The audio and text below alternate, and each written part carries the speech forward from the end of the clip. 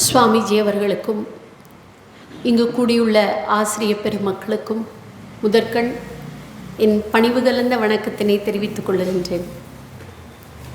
இந்த அற்புதமான நாளிலே உங்களை எல்லாம் சந்திப்பதிலே நான் மிகவும் மகிழ்ச்சி அடைகின்றேன்.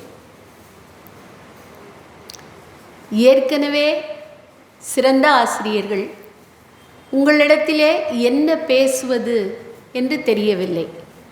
இருந்தாலும் பேசித்தான் ஆக வேண்டும். ஏனென்றால் அது சுவாமிஜியினுடைய கட்டளை, மீற முடியாது. நமக்கெல்லாம் தெரிந்த புலவர், மிகச்சிறந்த கவி பாரதி. பாரதியார் ஒரு முறை புதுச்சேரியிலே தங்கியிருந்தார். அவருக்கு ஒரு வழக்கம் இருந்தது. அதிகாலை எழுந்து அவருடைய நண்பர் குவளைக்கண்ணன் அவரை அழைத்து கொண்டு பக்கத்திலே ஒரு மடு இருக்கும்.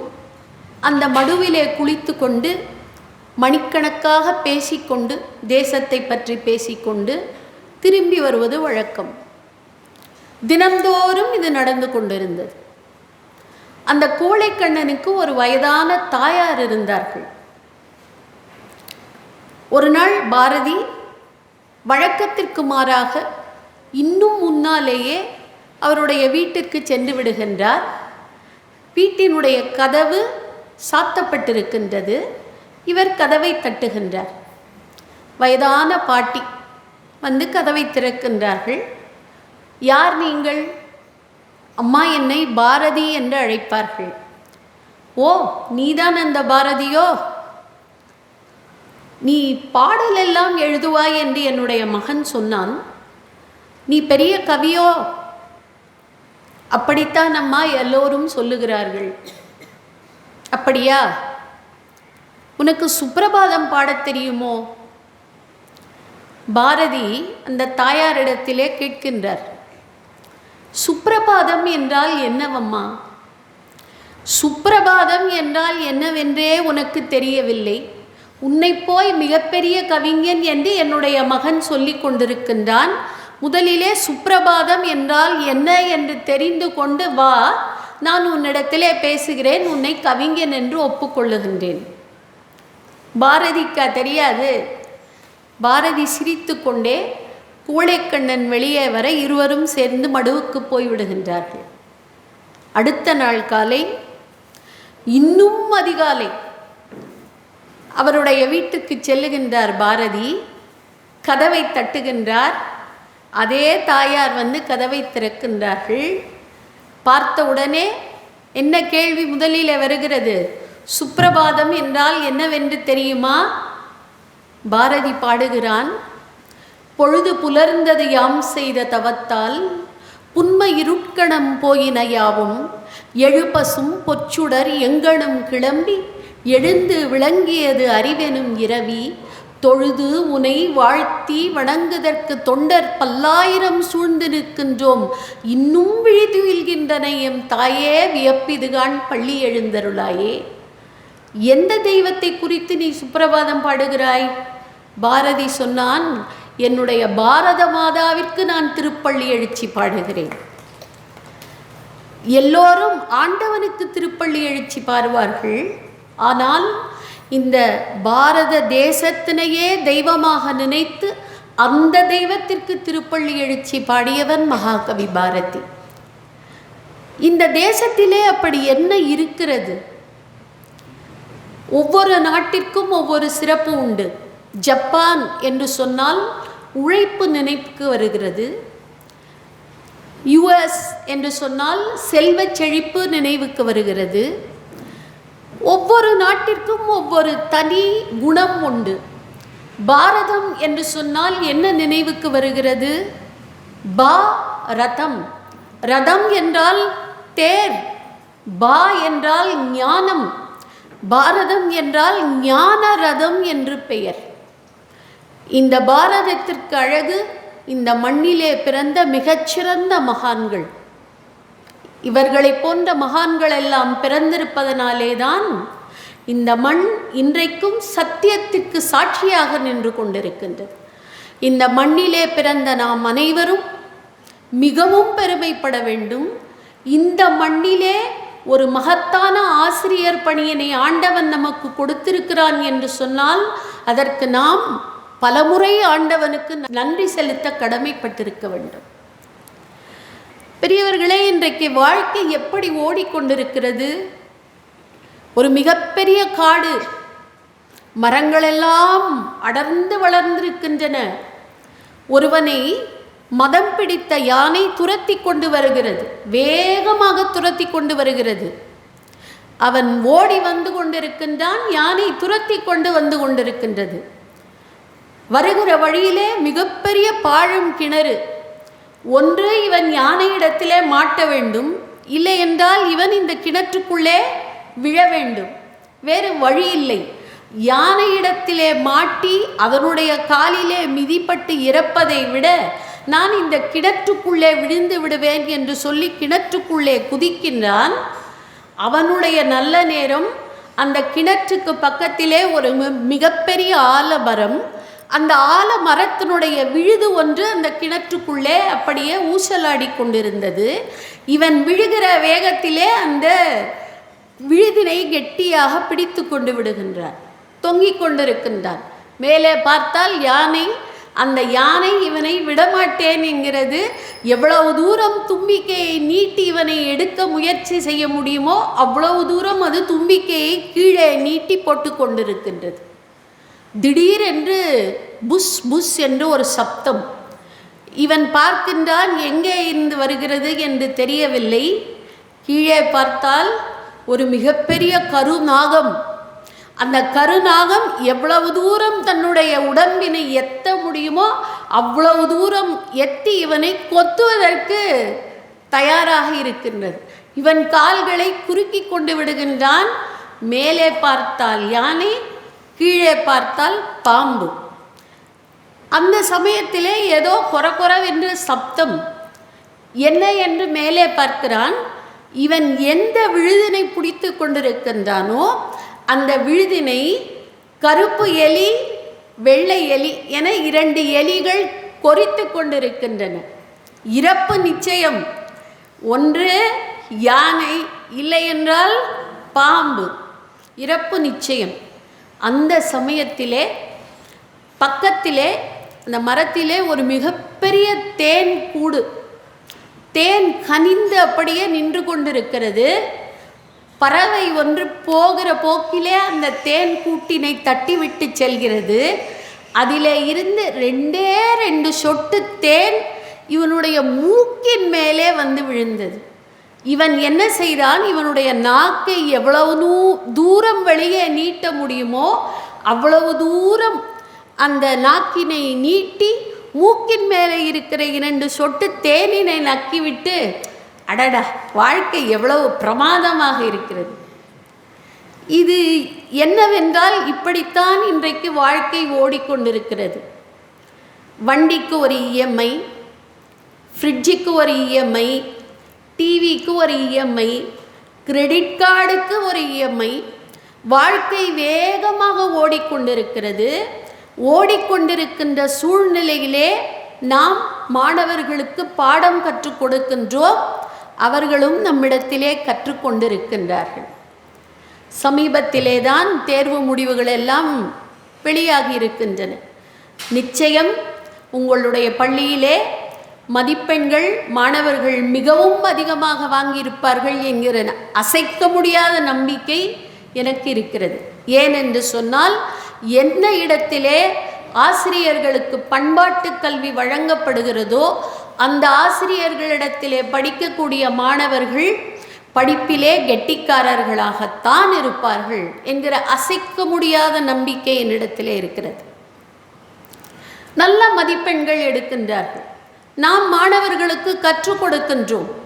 ஆங்கிலம் கற்றுக் கொடுக்கின்றோம், ஃபிசிக்ஸ், கெமிஸ்ட்ரி, பாட்னி, ஜுவாலஜி, என்னென்ன முடியுமோ எல்லாவற்றையும் கற்றுக் கொடுக்கின்றோம். ஆனால் எப்படிப்பட்ட மாணவர்களை நாம் உருவாக்க வேண்டும் என்று நம்முடைய பாரதம் சொல்லி இருக்கிறது. நம்முடைய மிகப்பெரிய மகான்கள் எல்லாம் எப்படிப்பட்ட மாணவர்களை ஆசிரியர்கள் உருவாக்க வேண்டும் என்று சொல்லியிருக்கின்றார்கள்.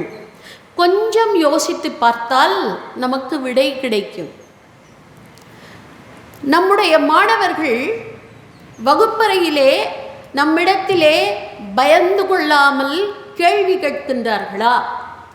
அந்த இடத்தினை நாம் மாணவர்களுக்கு கொடுத்திருக்கின்றோமா? கௌதமர் என்று ஒரு முனிவர், அவர் ஒரு மிகப்பெரிய யாகம் செய்தார். அந்த யாகம் எதற்காக செய்தார் என்றால், புண்ணியம் வர வேண்டும், இறந்த பின்னாலே சொர்க்கத்திற்கு போக வேண்டும். இந்த யாகத்திலே தன்னுடையது யான் எனது என்று எல்லாவற்றையும் அர்ப்பணித்து விட வேண்டும். அந்த எண்ணத்தோடு அவர் யாகம் செய்கின்றார். யாகத்தினுடைய முடிவிலே தன்னிடத்திலே இருக்கிற எல்லாவற்றையும் தானம் கொடுத்து விட வேண்டும். இந்த கௌதமர் தானம் கொடுக்கின்றார். அந்த காலத்திலே எல்லாம் மாடு என்றால் செல்வம், மாடுகளை எல்லாம் தானமாக கொடுக்கின்றார். எப்படிப்பட்ட மாடுகளை கொடுக்கின்றார்? நன்றாக கொழுத்த பசுக்களை கொடுத்தால் அது நன்றாக இருக்கும். தன்னிடத்திலே எந்த மாடுகள் எல்லாம் வத்தலும் தொத்தலுமாக இருக்கின்றனவோ அந்த மாடுகளை எல்லாம் அந்த கௌதமர் மற்றவர்களுக்கு தானமாக கொடுக்கின்றார். இதை பார்த்து கொண்டே இருந்தான் அவருடைய மகன். பார்த்து கொண்டே இருந்தான். ஏன் அப்பா இதனை செய்கிறார்? அந்த காலத்திலே எல்லாம் அப்பாதான் மகனுக்கு குரு. இந்த கௌதமர் இந்த மாணவனுக்கு குரு. இவர் என்ன கற்றுக் கொடுத்தார் நமக்கு? வேதம் என்ன சொல்லுகிறது? நல்லவற்றை தானமாக கொடுக்க வேண்டும் என்று சொல்லுகிறது. ஏன் அதை மாற்றி இந்த அப்பா வத்தலும் தொத்தலுமாக இருக்கிற மாடுகளை எல்லாம் கொடுக்கின்றார்? பொறுக்க முடியாமல் அப்பாவிடத்திலே போய் கேட்டான், அப்பா, உம்முடைய எல்லாவற்றையும் கொடுத்துவிடப் போகிறீர்களா? ஆம், கொடுத்துவிடப் போகிறேன். என்னை யாருக்கு தானமாக கொடுக்க போகிறீர்கள்? கௌதமருக்கு தானம் கொடுப்பதிலே தான் கவனமெல்லாம் இருக்கிறது. போ, அந்த பக்கம் போ, தொந்தரவு செய்யாதே, துரத்தி விடுகின்றார். சிறிது நேரம் பார்த்தான். மீண்டும் அந்த குழந்தை வந்தது. தந்தையாரிடத்திலே கேட்டது, தந்தையே, இந்த யாகத்திலே உங்களுக்கு பிடித்த எல்லாவற்றையும் தானமாக கொடுத்து விட வேண்டும் அல்லவா? ஆம். அப்படியானால் என்னை யாருக்கு தானமாக கொடுக்க போகிறீர்கள்? நான் வேலையிலே இருக்கிற பொழுது என்னை தொந்தரவு செய்யாதே, தள்ளிப்போ. சிறிது நேரம் கழித்து மீண்டும் ஒரு முறை அந்த குழந்தை வந்து கேட்டது, அப்பா, என்னை யாருக்கு தானமாக கொடுக்க போகிறீர்கள்? அவர் கோபத்திலே என்ன சொன்னார் என்றால், உன்னை நான் யமனுக்கு தானமாக கொடுத்தேன், போ. உன்னை யமனுக்கு நான் தானமாக கொடுத்தேன், போ. சந்தோஷப்பட்டது இந்த குழந்தை. நேராக யமலோகம் போயிற்று. இவனை வரவேற்பதற்கு அங்கே ஆட்கள் இல்லை. ஏனென்றால் இவனுடைய கணக்கு முடியவில்லை. அங்கே இருக்கிற வாயில் காவலர்கள் எல்லாம் இந்த குழந்தையை சரியாக வரவேற்கவில்லை. 3 நாட்களாக இந்த குழந்தை அந்த யமலோகத்தினுடைய வாயிலே யமனுக்காக காத்து கொண்டிருந்தது. யமன் வந்தார். நீ ஏனப்பா இங்கே நிற்கிறாய்? இல்லை, என்னுடைய தந்தை என்னை உமக்கு தானமாக கொடுத்து விட்டார், அதற்காக நான் இங்கே வந்திருக்கிறேன். எத்தனை நாளாக இங்கே நின்று கொண்டிருக்கிறாய்? 3 நாட்களாக நின்று கொண்டிருக்கிறேன். 3 நாட்களாக உன்னை யாரும் இங்கே உபசரிக்கவில்லை. தவறு நடந்து விட்டது குழந்தை, என்னை மன்னித்து விடு. யம தர்மராஜர் அவர் இல்லையா? உன்னை இப்படி நான் 3 நாட்கள் காக்க வைத்தேன் அல்லவா? எனவே 3 வரங்களை கேள், தருகிறேன். முதல் வரம் இந்த குழந்தை கேட்டது, என்னுடைய குடும்பம் கடைசி வரையிலே மகிழ்ச்சியாக இருக்க வேண்டும், என்னுடைய தாய் தந்தை மகிழ்ச்சியாக இருக்க வேண்டும். குடும்பத்திற்காக கேட்டது. இரண்டாவது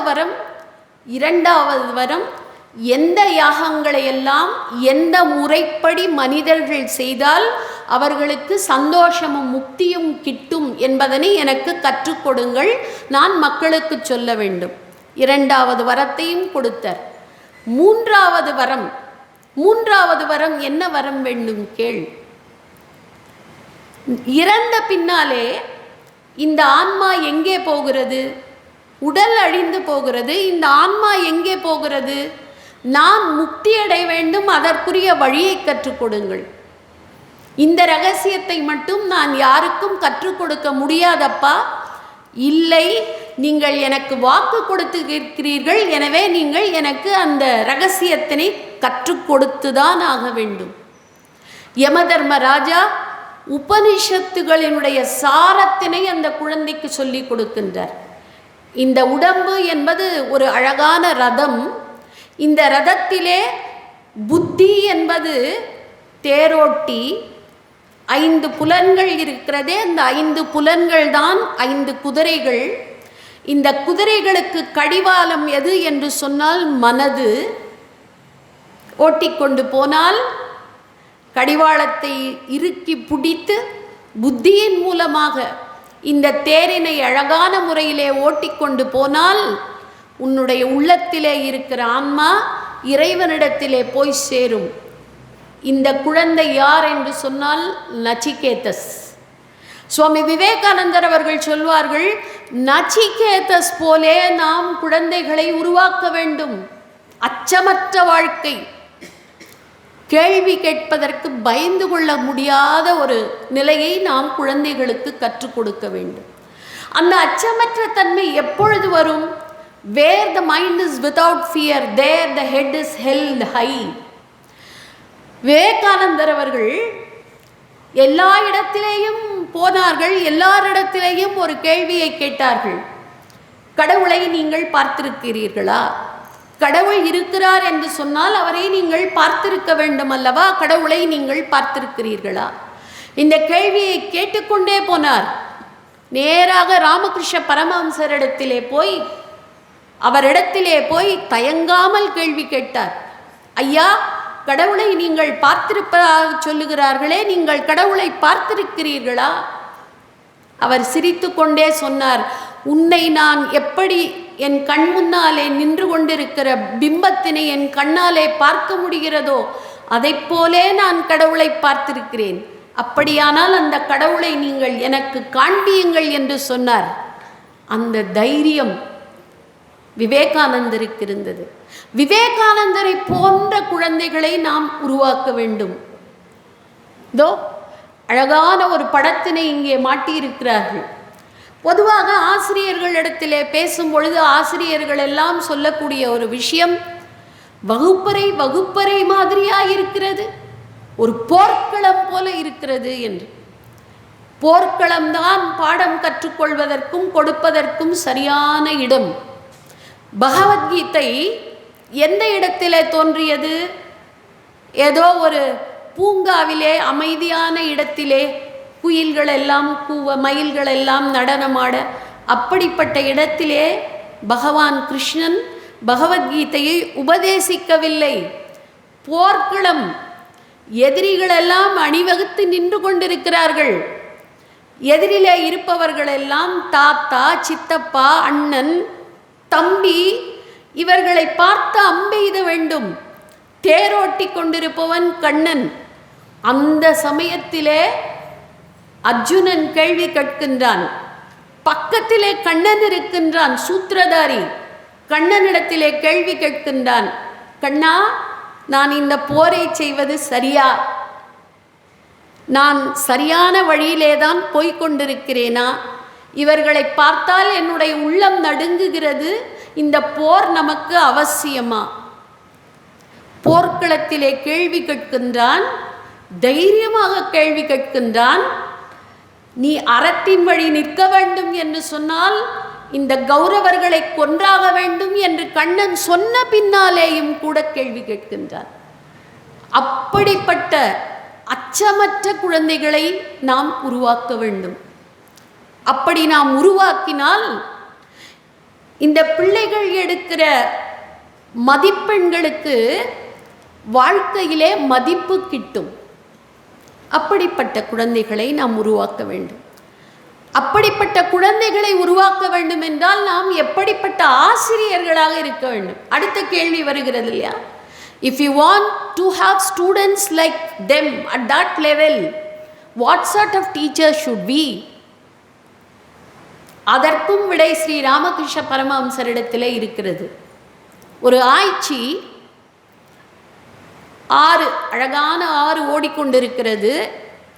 ஆற்றுக்கு அந்த பக்கத்திலே அவருடைய பர்ணசாலை. தினந்தோறும் பூஜை செய்கிறார் அவர். அவருடைய பூஜைக்கு பால் கொண்டு போய் கொடுப்பது இந்த ஆய்ச்சியினுடைய வழக்கம். இந்த ஆய்ச்சி காலையிலே எழுந்து பாலை கறந்து ஆற்றை கடந்து போய் அங்கே போய் அவருக்கு பால் கொடுக்க வேண்டும். தினந்தோறும் இவள் போகிற நேரத்திலே கால தாமதம் ஆகிவிடுகிறது. ஒரு நாள் பார்க்கிறார், 2 நாள் பார்க்கிறார், ஒரு வாரம் பார்க்கிறார்.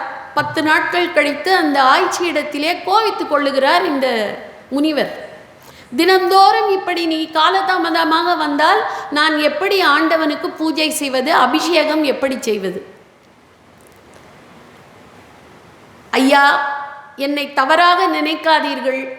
காலையிலே எழுந்து நான் சீக்கிரம் வர வேண்டும் என்று தான் நினைக்கின்றேன். ஆற்றை கடந்து வருவதற்கு கொஞ்சம் காலதாமதமாகிறது. அதனாலே தான் தினந்தோறும் தாமதமாக வருகிறேன். ஆற்றை கடப்பதற்கு ஏதாவது ஒரு வழி சொன்னீர்கள் என்று சொன்னால் நான் உங்களுக்கு சீக்கிரமாகவே பாலை கொண்டு வந்து விடுவேன். ஓ, ஆற்றை கடப்பதற்கு உனக்கு வழி சொல்ல வேண்டுமோ? அவர் சொன்னார், நீ ஒன்று செய். பால் குடத்தை எடுத்து கொண்டு வந்து அந்த ஆற்றங்கரையோரத்திலே நின்று கொள். ஆறு தெரியும். ராமா, கோவிந்தா, கிருஷ்ணா, நாராயணா, கேசவா என்று சொல். ஆறு உனக்கு வழிவிடும், நீ வந்து விடு என்று சொன்னார். இவர் சொன்னது விளையாட்டிற்காக சொன்னார், நக்கலாக சொன்னார். ஆனால் அதை அந்த தாய் கேட்டுக்கொண்டாள். அடுத்த நாள் காலையிலே இருந்து எப்பவும் வருவதை விட முன்னாலேயே கொண்டு வந்து பால் கொடுக்க ஆரம்பித்தாள். இவருக்கு ஆச்சரியமாக போய்விட்டது. இவ்வளவு நாட்கள் ஆறு கடந்து வருவதற்கு தாமதம் என்று சொன்னவள் எப்படி இப்பொழுது சீக்கிரமாகவே கொண்டு வந்து கொடுக்கின்றாள் பாலை? தெரியவில்லை. ஒரு நாள் ஆச்சரியத்திலே, ஆய்ச்சி அம்மா, எப்படி நீ பால் கொண்டு வந்து கொடுக்கின்றாய் வேகமாக? நீங்கள் தான் கற்றுக் கொடுத்தீர்களே ராமாயணம், ராமா, கோவிந்தா, கிருஷ்ணா, கேசவா என்று சொல்ல சொன்னீர்கள். சொன்னேன், ஆறு வழிவிடுகிறது, வந்து விட்டேன். உண்மையாகவா சொல்லுகிறாய்? சத்தியமாக சொல்லுகிறேன். எங்கே காமி? வாருங்கள், வந்து அந்த கரைக்கு போக வேண்டும் அல்லவா? இவள் என்ன செய்தாள்? பானையை தலைமையில வைத்து கொண்டு ராமா, கோவிந்தா, கிருஷ்ணா, கேசவா என்று அப்படியே சொல்லிக்கொண்டு ஆற்றை கடந்து விட்டு போய்விட்டாள். அவள் ஆற்றை கடந்து அந்த பக்கம் போய்விட்டாள். திரும்பி பார்த்தால் அந்த முனிவர் அங்கேயே நின்று கொண்டிருந்தார். எப்படி நின்று கொண்டிருந்தார்? அந்த வேஷ்டியை எல்லாம் முழங்காலுக்கு மேலே தூக்கி பிடித்து கொண்டு நின்று கொண்டிருந்தார். என்ன சாமி, நீங்கள் தானே கற்றுக் கொடுத்தீர்கள், வாருங்கள். வர முடியவில்லை அவர்னால். ஏன் வர முடியவில்லை? அவர் சொல்லுவதிலே அவருக்கே நம்பிக்கை இல்லை. அவள் நம்பினாள், ஆண்டவன் துணை இருந்தான்.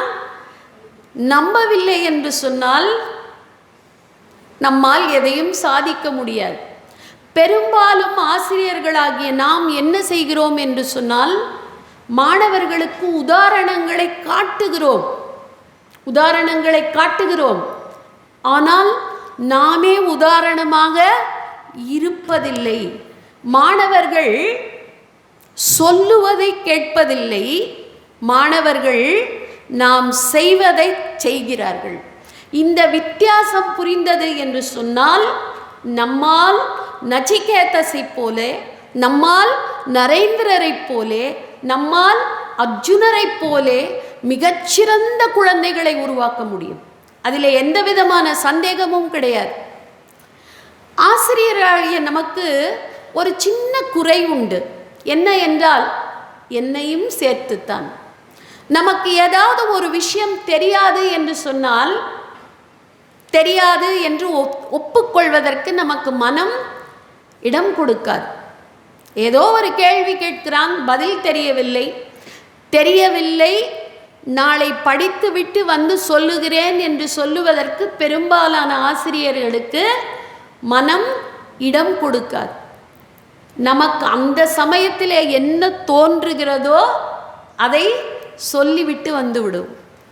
அதை செய்வதனாலே எவ்வளவு மோசமான விளைவுகள் வருகின்றன என்பதனை ஆசிரியர்கள் கொஞ்சம் கூட யோசித்து பார்ப்பதில்லை. ஒரு மாணவன் வந்தான், நான் என்னுடைய வாழ்க்கையிலே நடந்ததை சொல்லுகிறேன். மேம், எனக்கு இந்து மதத்தை பிடிக்கவே இல்லை. ஏன் பிடிக்கவில்லை? நீங்கள் இஸ்லாத்தை பாருங்கள், அல்லாஹ் ஒரே ஒரு கடவுள். நீங்கள் கிறிஸ்தவ மதத்தினை பாருங்கள், ஒரே ஒரு இறைவன். ஆனால் இந்து மதத்திலே ஏராளமான இறைவர்கள் இருக்கின்றார்கள், பலவிதமான சடங்குகள் இருக்கின்றன. இதில் இந்து மதத்திலே இருக்கிற கடவுளை, எந்த கடவுளை நான் வழிபடுவது? எனவே எனக்கு இந்து மதம் பிடிக்கவில்லை, இஸ்லாம் பிடிக்கிறது, கிறிஸ்தவம் பிடிக்கிறது என்று சொன்னான். இதை உனக்கு யார் சொல்லி கொடுத்தது? என்னுடைய பழைய பள்ளியிலே ஒரு ஆசிரியர் சொல்லி கொடுத்தார், அற்புதமாக சொல்லி கொடுத்திருக்கின்றார். இதே கேள்வியை ராமகிருஷ்ண பரமஹம்சரிடத்திலே போய் ஒருத்தர் கேட்டார். அதற்கு அவர் சொன்னார், ஒரு பெரிய குளம், அந்த குளத்திலே 3 மனிதர்கள் வருகின்றார்கள். ஒருவர் வாளியை எடுத்துக்கொண்டு வருகின்றார், இன்னொருவர் குடத்தினை எடுத்துக்கொண்டு வருகின்றார், இன்னொருவர் தோல் பையினை எடுத்துக்கொண்டு வருகின்றார். 3 பேரும் அதே குளத்திலே இருந்து தண்ணியை எடுக்கிறார்கள். குடத்திலே இருக்கிற இடத்திலே உள்ளே என்ன இருக்கிறது என்று கேட்டால் ஜலம் இருக்கிறது என்று சொல்லுகிறார். வாளியிலே தண்ணீர் எடுத்து கொண்டு வருகிறவரை கேட்டால் வாட்டர் இருக்கிறது என்று சொல்லுகிறார். தோல் குப்பியிலே இருக்கிறவரிடத்திலே போய் கேட்டால் அதற்குள்ளே பானி இருக்கிறது என்று சொல்லுகிறார். எடுக்க பயன்படுத்துகிற பொருள் வேறு வேறு, ஆனால் எடுக்கப்படுகிற பொருள் ஒன்று. நீங்கள் எந்த பெயரை வேண்டுமானாலும் வைத்து அழைத்து கொள்ளுங்கள், இறைவன் ஒருவன்தான் என்கிற உண்மையினை அந்த ஆசிரியர் அந்த குழந்தைக்கு சொல்லி கொடுத்திருந்தால் இப்படிப்பட்ட தவறான புரிதல்கள் இருக்காது. ஆசிரியர்கள் நமக்கு தெரிந்ததை, உறுதியாக தெரிந்ததை மாணவர்களுக்கு சொல்லிக் கொடுக்க வேண்டும். தெரியாததை தெரியாது என்று ஒப்புக்கொள்ளுகிற மனநிலை நமக்கு வேண்டும். எப்படிப்பட்ட விஷயங்களை எல்லாம் நாம் மாணவர்களுக்கு கற்றுக் கொடுக்கலாம்? ஒரே ஒரு விஷயம் மட்டும்தான் நாம் செய்ய வேண்டியது. சுவாமி விவேகானந்தரிடத்திலே போய் கேட்ட பொழுது அவர் சொன்னார், ஒரு நூலகத்திலே நிறைய புத்தகங்கள் இருக்கின்றன, அந்த புத்தகங்களிலே இருக்கிற செய்திகளை எல்லாம் சொல்லிக் கொடுப்பது படிப்பு அல்ல. அதிலே இருக்கிற ஏதேனும் ஒரு நல்ல விஷயத்தினை நாம் வாழ்நாள் முழுவதும் மாணவர்களுக்கு கற்றுக்கொள்ள பழக்கிவிட்டால் அதுவே உண்மையான கல்வி என்று சொன்னார். அதிகாலை எழுந்திரு, ஒரு நல்ல பழக்கம். அந்த ஒரு பழக்கம் போதும் அவனிடத்திலே இருக்கிற மற்ற பழக்கங்கள் எல்லாம், தீய பழக்கங்கள் எல்லாம் பொய் சொல்லக்கூடாது, ஒரே ஒரு பழக்கம், அவ்வளவுதான். 2 டம்ளர் தண்ணீர் இருக்கிறது, ஒரு டம்ளரிலே கலங்கிய தண்ணீர் இருக்கிறது, இன்னொரு டம்ளரிலே தூய தண்ணீர் இருக்கிறது. இந்த கலங்கிய தண்ணீரை கொட்டாமல் நல்ல தண்ணீராக மாற்றுவதற்கு வழி என்ன என்று சொன்னால் எப்படி செய்வது? இதிலே இருக்கிற தண்ணீரை சிறிது சிறிதாக இந்த கலங்கிய தண்ணீருக்குள்ளே போட்டு கொண்டு வந்தால் ஒரு கட்டத்திலே இந்த டம்ளரிலே நல்ல தண்ணீர் மட்டும்தான் இருக்கும், கலங்கிய தண்ணீர் இருக்காது. அதைப்போலே ஏதோ ஒரு விஷயம், ஒரு நல்ல விஷயம், நான் பொய் பேச மாட்டேன், நான் அடுத்தவர்களுக்கு உதவியாக இருப்பேன், நான் எப்பொழுதுமே நல்ல சிந்தனைகளை மட்டுமே கொண்டிருப்பேன், நான் அதிகாலை வேகமாக எழுந்து விடுவேன், நான் செல்போனை பயன்படுத்த மாட்டேன். இப்படி ஏதோ ஒரு விஷயத்தினை நாம் மாணவர்களுக்கு கற்றுக் கொடுத்து விட்டால் போதும், அந்த ஒரு விஷயம் அந்த மாணவனை சிகரத்திலே கொண்டு போய் நிறுத்திவிடும்.